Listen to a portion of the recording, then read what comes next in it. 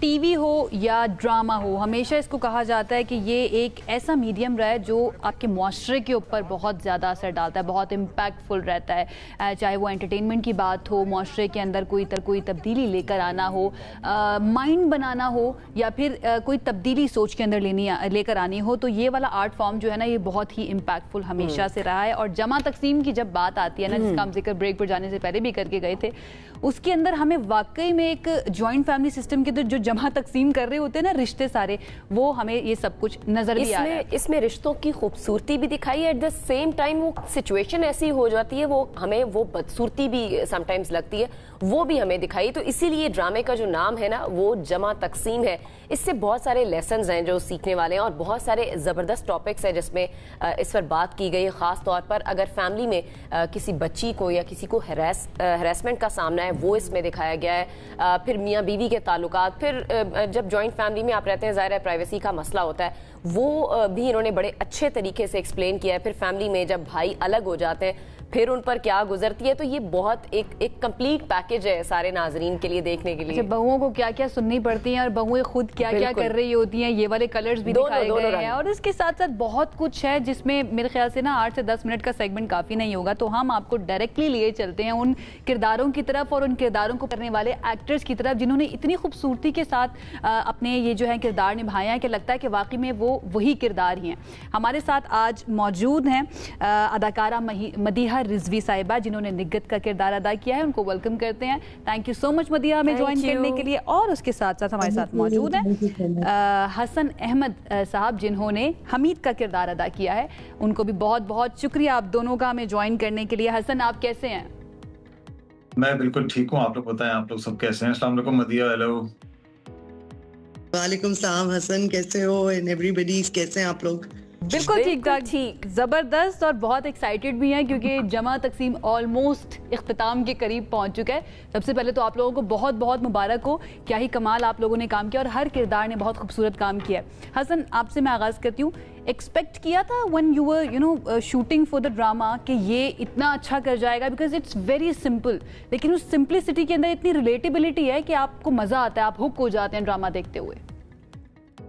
I think शुरू में नहीं किया था, बिकॉज शुरू में मुझे लग रहा था कि रन ऑफ द मिल है, लेकिन साथ साथ में मुझे ये भी लग रहा था कि चूंकि कास्ट बहुत पावरफुल थी, डायरेक्टर बहुत पावरफुल था, एक हिस्ट्री थी डायरेक्टर की of giving hits after hits, and then the writer as well, Sarbat Nazir Sahiba. तो जब ये कॉम्बिनेशन सामने आया तो आई हैड दिस फीलिंग कि ये ड्रामा क्यों हिट नहीं जाएगा, it has to be a hit. Simple story थी और राइट, लेकिन a lot of hard work, a lot of effort went into it, और अली ने बहुत मेहनत की इस पे। सो आई थिंक उस पर भी मेरी उनसे बात हुई थी किसी मौके पे, तो वो मुझसे पूछ रहे थे यार जाएगा कि नहीं जाएगा, तो मैंने उनसे कहा कि क्यों नहीं जाएगा, I mean everyone's putting in a lot of effort, तो जाना चाहिए, और चला गया माशाल्लाह से। बिल्कुल सही है। अच्छा हसन, क्योंकि इसमें जॉइंट फैमिली के हर तरह के रंग दिखाए गए हैं, जो लोगों को पसंद आ रहे हैं, जो नहीं आ रहे, या जो लड़कियां खवातीन जब जॉइंट फैमिली में रह रही होती हैं, जो उनको फेस करना पड़ रहा होता है, इवन भाइयों की आपस में जो चपकलिश चल रही होती है, जो मसाइल चल रहे होते हैं। आप खुद पर्सनली जॉइंट फैमिली को पसंद करते हैं, या आपको लगता है कि अलग अलग रहना ही ज्यादा बेहतर होगा? मैं अपने I live with my mother and father, और मैं और सुनीता और हमारे 2 बच्चे हैं।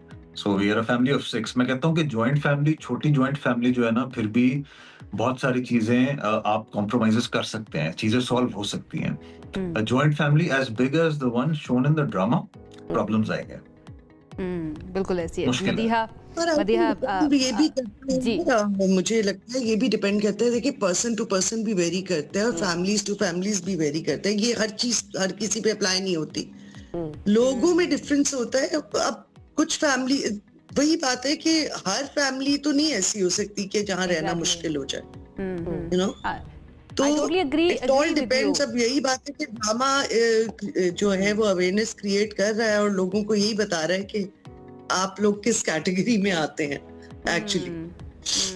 आई टोटली एग्री विद यू, क्योंकि ये पर्सन टू पर्सन एंड लोगों के ऊपर भी डिपेंड करता है कि वो खुद किस तरह के हैं, उनके दिलों के अंदर इतनी जगह है या नहीं, क्योंकि जब आपको किसी के साथ रहना होता है आपको अपना दिल बहुत बड़ा करना पड़ता है, आपको बहुत सारी गलतियां माफ करनी पड़ती हैं, एंड देन बड़े जो होते हैं ना वो बहुत अहम किरदार इसके अंदर प्ले करते हैं। और मदीहा, इस प्ले के अंदर जमा तकसीम में हमने देखा है जिन्होंने बड़ों का किरदार अदा किया है, कुछ जगहों पर वो जहां बहुत अच्छे हैं तो कुछ जगहों पर उन्होंने कुछ ज्यादतियां भी की हैं। Do you agree with me Madiha? बिल्कुल बिल्कुल बिल्कुल मैं एग्री करती हूँ, और आई थिंक ये बड़ा जरूरी है ये बताना और इस चीज को हाईलाइट करना कि जहाँ छोटे गलत हो सकते हैं वहाँ बड़े भी गलत हो सकते हैं। कोई बहुत बड़ी बात नहीं है, अगर आप कह दें कि कोई बड़ा गलत है तो ये बहुत बड़ी बात हो जाएगी। नो, ऑफ कोर्स बड़े भी गलत हो सकते हैं, छोटे भी गलत हो सकते हैं। तो अपनी गलतियों की निशानदेही करना और उनको ठीक करना इस जमा तकसीम actually. Why I am asking you this because हमारे माशरे के अंदर ना हमेशा ये समझा जाता है, मर्द हजरात खास तौर पर, no offence to you Hasan, मैं आपको नहीं कह रही, जनरली एक बात कर रही हूँ कि भाई मेरे माँ बाप के बारे में मेरे माँ बाप के बारे में ना मेरी बीवी कैसे ये बात कर सकती है, या कोई मेरे माँ बाप तो गलत हो ही नहीं सकते हैं। तो इस तरीके से इस ड्रामे के अंदर इन किरदारों को प्ले करना और फिर उनके जो भी डायलॉग्स हैं जिस तरह से उनको रियलाइजेशन होती है, it's very important to understand. आपको लगता है ना कि ये बड़ा ज़रूरी है लोगों पर असरअंदाज होने के लिए कि ये दिखाया जाए कि भाई हाँ बड़े हैं तो कोई मसला नहीं है, वो भी गलती कर सकते हैं, रियलाइजेशन इंपॉर्टेंट है। बिल्कुल बिल्कुल मैं वैसे एग्री करती हूँ आपकी इस बात से। हसन आप क्या कहेंगे, पहले आप बताएं। हमीद को फंसाते हैं। मैं कुछ नहीं, मुझे एक्चुअली ऐसा लगता है कि पाकिस्तान, अगर ऑब्वियसली हम पाकिस्तान की बात कर रहे हैं, हमारे अपना कल्चर की बात कर रहे हैं, अपने रिलीजन की बात कर रहे हैं, तो पाकिस्तान में ईगो का मसला जो है ना वो बहुत बड़ा है। चाहे वो बच्चा हो, बड़ा हो, छोटा हो, खातून हो, मर्द हो, अब ज्यादा होना शुरू किया है। So families have become so egoistic that no one is ready to listen to anyone, which is the problem that I have encountered. तो उसमें ये होता है कि पर जॉइंट फैमिली हो ना हो आप सर्वाइव नहीं कर सकते, क्योंकि आप कोई एक दूसरे की सुनने की बात सुनने के लिए तैयार ही नहीं है। तो ये मसले मसाइल हैं हमारे अंदर, और ये जब तक आपकी सेल्फ रिफ्लेक्शन, जो कि ड्रामा, जिस तरह मदिया ने कहा कि जब तक ड्रामा से आप लोग सीखेंगे नहीं, हम लोग कुछ सीखेंगे नहीं। क्योंकि मैं उस दिन भी किसी से बात कर रहा था, कोई मुझसे कह रहा था यार ड्रामा बहुत अच्छा है, ड्रामा बहुत अच्छा है, बहुत अच्छा काम किया आप सबने। तो मैंने ऐसी ना मजाक में कह दी, मैंने कहा आपने कुछ सीखा उससे? तो आगे से वो हंसना शुरू हो गया। आपने मुश्किल में डाल दिया उनको। तो हम लोग सीखेंगे कब, इज द पॉइंट कि जैसे ड्रामा मैं बना रहा हूँ, मैं हमीद हूँ या निगत हैं, मदिया निगत हैं, तो हम लोग इन कैरेक्टर से सीखेंगे कब कि ये जो गलत हो रहा है। I don't think we learn from that.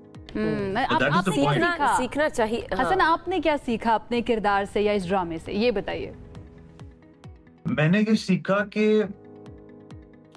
Hamid जो समझता था ना कि वो सब कुछ कर सकता है, वो नहीं कर पाया और नहीं कर सकता था। शुरू में हमीद मुझे ऐसा लगता था कि वो सही है, वो सब कुछ सही लेके चल रहा था, वो बेगम को भी समझा रहा था, वो माँ बाप की भी साइड ले रहा था, which is actually what I do when I'm at home is I listen to everyone। ठीक है कि नहीं, आपकी मैं बात सुन रहा हूँ, आपकी मैं बात सुन रहा हूँ, ये भी सही है, वो भी सही है, सोल्यूशन बेस्ड बात करते हैं। उसके बाद जब चीजें खराब होना शुरू हुई तो एक सीन मुझे याद है जो मैंने मदिया के साथ किया था, जिसमें उसने 3 बातें की। हमीद ने एक ही सीन में उसने बात की कि तुम्हारे बेटे के करतूतों ने, जो कि उसको कहना चाहिए था कि हमारे बेटे के करतूतों ने। उसने साथ में बात की जायदाद की बात की, और मदिया ने साथ में बात की कि हमें अलग घर चाहिए, और जो कि वो पहले से किए जा रही थी। So I think everyone has a role to play। Hamid से सीखना चाहिए कि आप माँ बाप की भी सुने, बेगम की भी सुने, लेकिन जहाँ पे जो कोई गलत है उनको आप साइड पे रखें कि ये आप गलत बात कर रहे हैं, so we need to tell you कि आप गलत बात कर रहे हैं। मतलब हमीद वो वाला इंसान है कि बहुत वल्नरेबल इंसान था, उसने हर किसी की सुनी और बर्बाद हो गया वो। बिल्कुल, और थोड़ी सी सेल्फिश अप्रोच भी हमीद की हमें उस कैरेक्टर में कहीं ना कहीं नजर आई है। सोच रहा है तो वो सिर्फ अपने कारोबार के बारे में सोच रहा है, और इवन एक सीन आपको पता है, जैसे अभी ये अभी ये जो सीन हुआ है ये चल गया ना, वो वाला सीन, मरना ना फोड़ दो। हाँ चल गया है। आप फोड़ दे, डिवोर्स की धमकी देता है हमीद, मैं उस सीन की बात करना चाह रही हूँ। अब आप देखें उसकी प्राइम एग्जांपल ये है कि वो लोग कह रहे हैं कि बहुत सारे जगहों पे मुझे टैग किया कि weaponizing divorce, right, people have tagged me on that.